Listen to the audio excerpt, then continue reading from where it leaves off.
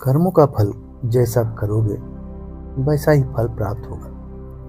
ये कहावत हम सब ने बहुत बार अपने जीवन में सुनी होगी, लेकिन क्या सच में आप दिल से मानते हैं कि अच्छे कर्मों का फल अच्छा ही होता है? अंदर से कोई स्पष्ट उत्तर नहीं आ रहा होगा, क्योंकि हम अपने आसपास ऐसे बहुत से लोगों को देखते हैं जो जीवन भर अच्छे कर्म करते रहते हैं, लेकिन इसके बावजूद उन्हें अच्छे कर्मों का फल प्राप्त नहीं हो पाता। से एक व्यक्ति कड़ी मेहनत करता है कि किसी परीक्षा में पास होने के लिए, लेकिन उस परीक्षा के परिणाम में उसे निराशा ही आंख लगती है। तो इससे यही सिद्ध होता है कि जिन महापुरुषों ने ऐसा कहा है कि अच्छे कर्मों का फल अच्छा ही होता है, या तो वही महापुरुष गलत थे, या फिर हम कर्मों का लेखा जोखा नहीं समझ पाते।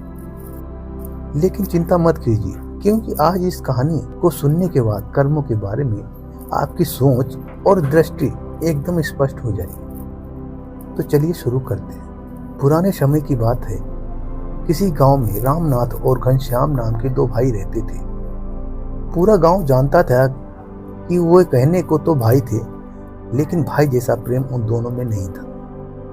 रामनाथ बड़ा था और घनश्याम से वह बहुत तेज और चालाक भी था। उसने घनश्याम के हिस्से में आने वाली खेतीबाड़ी की जमीन भी खुद हड़प ली थी। इसलिए घनश्याम के परिवार को बड़े ही कष्ट के दिन झेलने पड़ रहे थे। घनश्याम की पत्नी अक्सर बीमार रहा करती थी और उसके पास उसके इलाज तक के पैसे नहीं थे। लेकिन अपने भाई से विपरीत घनश्याम बड़े ही शीतल स्वभाव का इंसान था। कभी किसी के साथ बुरा नहीं करता था। उसके मन में अक्सर ये सवाल उठा करता था कि मैं किसी का बुरा नहीं करता, किसी के बारे में बुरा सोचता तक नहीं हूँ, तो मेरे साथ ऐसा क्यों होता? क्यों मेरी पत्नी हमेशा बीमार रहती है? क्यों मेरे पास इतना धन भी नहीं है कि मैं अपना जीवन अच्छे से जी सकूं? क्यों मुझे मेरे कर्मों का फल नहीं मिलता? और मेरा भाई इतना धूर्त है, इतना चालाक है, और वह हमेशा मजे से रहता है, उसे तो कोई परेशानी नहीं है। वह सोचने लगा कि शायद बुरे कर्मों का फल अच्छा मिलता है, अच्छे कर्मों का फल अच्छा नहीं मिलता। और वह धीरे धीरे इस बात उसके मन में घर करने लगी। उसी गांव में कुछ दूर पर एक महात्मा अपनी कुटिया बनाकर रहा करता था। जब भी वह महात्मा गांव में भिक्षा मांगने के लिए आता था, तो सबसे एक ही बात कहते थे कि जो तूने किया वो तेरे हिस्से में, और जो मैंने किया वो मेरे हिस्से में। घनश्याम इस बात का अर्थ कभी समझ नहीं पाया। एक दिन जब वह गहरी चिंता में डूबा हुआ था, तो उसके कानों में यही शब्द सुनाई पड़े कि जो तूने किया वो तेरे हिस्से में, और जो मैंने किया वो मेरे हिस्से में। जैसे ही ये शब्द घनश्याम के कानों में पड़े, वह गुस्से से तिलमिला उठा। उसने गुस्से में उस महात्मा से कहा कि महात्मा, आप हमेशा एक ही बात का रट्टा क्यों लगाते रहते हो, जिसका कोई मतलब ही नहीं है? अगर आपकी बात सत्य होती तो मैं अपने जीवन में अच्छे कर्म करते आया हूँ, तो मुझे अच्छा ही फल प्राप्त होना चाहिए था, लेकिन मुझे कुछ भी अच्छा फल प्राप्त नहीं हुआ। मेरी पत्नी हमेशा बीमार रहती है, खाने तक के पैसे नहीं होते हैं। सन्यासी ने बड़े ही शांत स्वर में कहा, ऐसा प्रतीत होता है कि तुम परिस्थितियों से हार मान चुके हो। कठिन परिस्थितियों ने तुम्हारी सोच पर गहरा असर डाला है। बुरे समय ने तुम्हारी सोच भी बदल कर रख दी है। तुम्हें एक काम करना, आज संध्या समय में कुछ फल लेकर मेरे आश्रम आ जाना, फिर मैं तुम्हारे सारे सवालों का जवाब दूंगा। और ये कहकर वो एक महात्मा अपना भिक्षा पात्र लेकर अगले घर की तरफ निकल जाते हैं। संध्या का समय राधे श्याम ने कुछ फल खरीदे और गांव से दूर उस सन्यासी की कुटिया की तरफ निकल पड़ा। जैसे जैसे वो रास्ते पर आगे बढ़ रहा था, उसे अच्छा शांति का अनुभव हो रहा था, क्योंकि रास्ता गांव से दूर था, इसलिए उसमें कोई हलचल नहीं थी। बस रास्ते में जगह जगह कुछ लंगूर और बंदर दिखाई दे रहे थे। घनश्याम के मन में आया कि वह कुछ फल बंदरों और उन लंगूरों को खिला दे, लेकिन फिर उसने सोचा कि अगर मैं फल लेकर महात्मा के पास नहीं गया तो मेरे सवालों के जवाब मुझे नहीं मिलेंगे। इसलिए बंदरों से वह फल बचाता हुआ उस सन्यासी की कुटिया तक पहुंचा। जैसे ही घनश्याम उस कुटिया में पहुंचा, वैसे ही महात्मा ने घनश्याम से कहा, अगर मन में था तो ये फल खिला क्यों नहीं दिए बंदरों को? ये सुनकर घनश्याम आश्चर्यचकित रह गया कि महात्मा को कैसे पता चला उसके मन में बंदरों को फल खिलाने की इच्छा हुई थी। उसने पूछा कि महात्मा, आपको कैसे पता चला कि मैं बंदरों को फल खिलाना चाहता था? सन्यासी ने बड़े ही शांत स्वर में कहा कि जरूरी यह नहीं है कि मुझे कैसे पता चला। हम तो सन्यासी हैं, सबके मन की बात पढ़ लेते हैं। जरूरी यह बात समझना है कि जिस तरह एक बछड़ा हजारों गायों के बीच में अपनी मां को ढूंढ लेता है, उसी प्रकार कर्म अपने कर्ता को ढूंढ ही लेता है। यह कर्म मेरे हाथों ही होना लिखा था।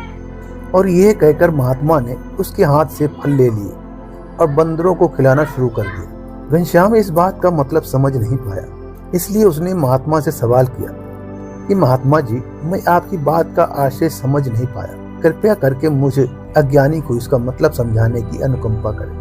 महात्मा ने बड़े ही शांत स्वर में कहना शुरू किया कि मनुष्य को हमेशा यही लगता है कि वही करने वाला है, वही करता है और वही कर्म करेगा। लेकिन समझने की बात यह होती है कि कर्म अपना खुद चुनाव करता है। आप कर्म का चुनाव नहीं करते।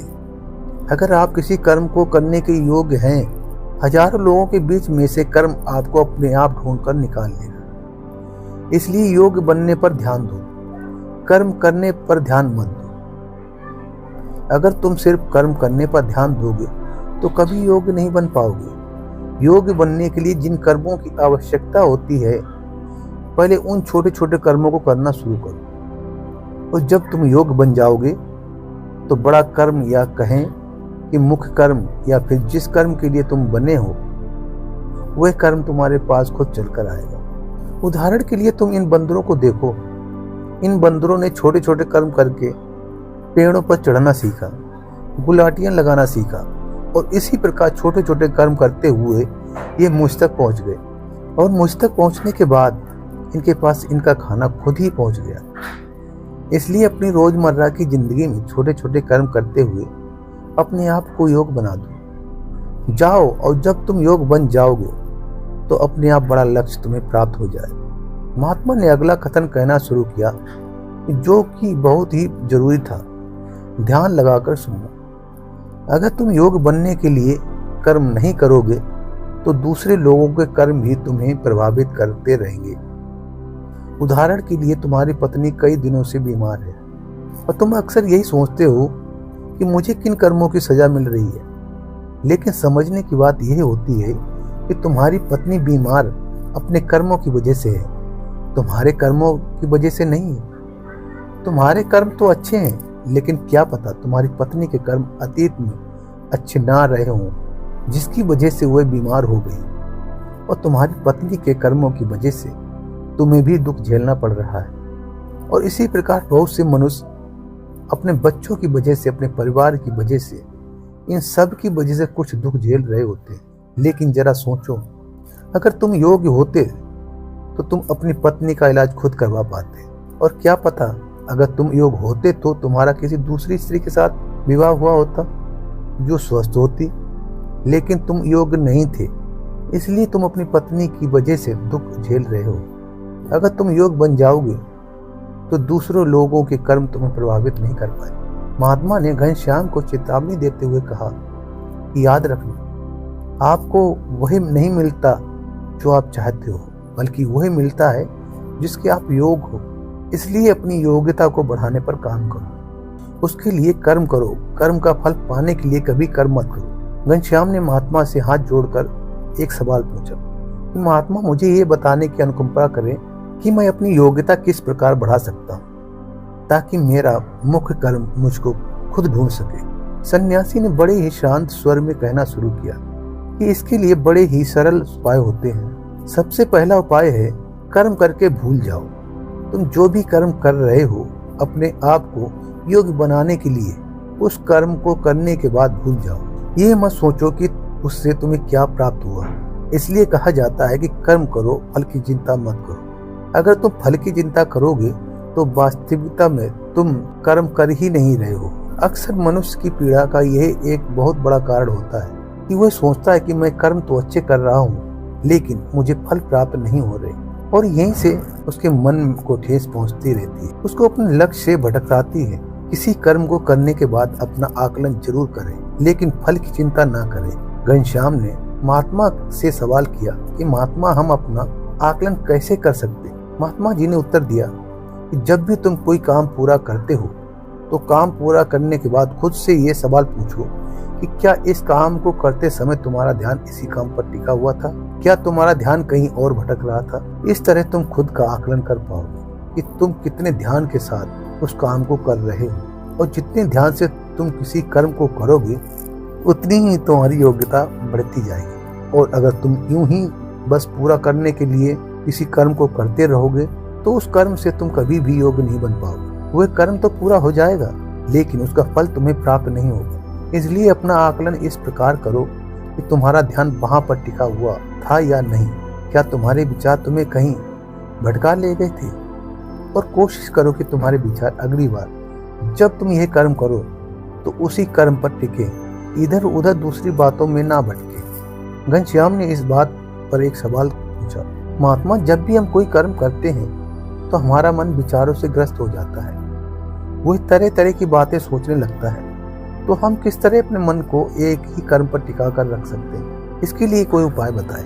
महात्मा ने उसका उत्तर देते हुए कहा कि जब भी तुम किसी कर्म को करते समय अपना पूरा भाव उसमें डाल देते हो तो तुम्हारे विचार उसी कर्म पर केंद्रित हो जाते हैं। पूरी निष्ठा, प्रेम और सद्भाव के साथ किया गया कर्म तुम्हारे विचारों को इधर उधर भटकने नहीं देता है। विचार तभी तुम्हें दूसरी दिशाओं में बहा कर ले जाते हैं जब तुम उस कर्म को पूरी निष्ठा के साथ नहीं करते, उसमें पूरा प्रेम नहीं डालते, उस काम के प्रति तुम्हारा पूरा लगाव नहीं होता है। निष्ठा, प्रेम और सद्भाव यदि ये तीनों चीजें तुम उस कर्म में डाल देते हो तो स्वाभाविक रूप से तुम पूरी तरह से उस कर्म में सम्मिलित हो जाते हो और तुम्हारा मन और मस्तिष्क एक ही जगह पर टिका रहता है। महात्मा ने अपनी बात खत्म करते हुए कहा कि अगर कोई इंसान, कोई मनुष्य इन उपायों का सही तरीके से इस्तेमाल करता है, उनका पालन करता है, तो वह किसी भी कर्म के लिए अपने आप को योग्य बना सकता है।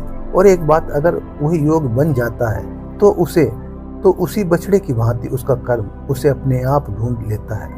घनश्याम को कुछ फलों के बदले जीवन भर का ज्ञान मिल चुका था। घनश्याम को कुछ फलों के बदले जीवन भर का ज्ञान मिल चुका। उसके मन के सारे सवाल खत्म हो चुके थे। उसने महात्मा जी को प्रणाम किया और वहां से अपने घर के लिए निकल गया। रात हो चुकी थी और रास्ते में अंधेरा छाया हुआ था। वह इन बातों के बारे में विचार करता हुआ अपने घर की तरफ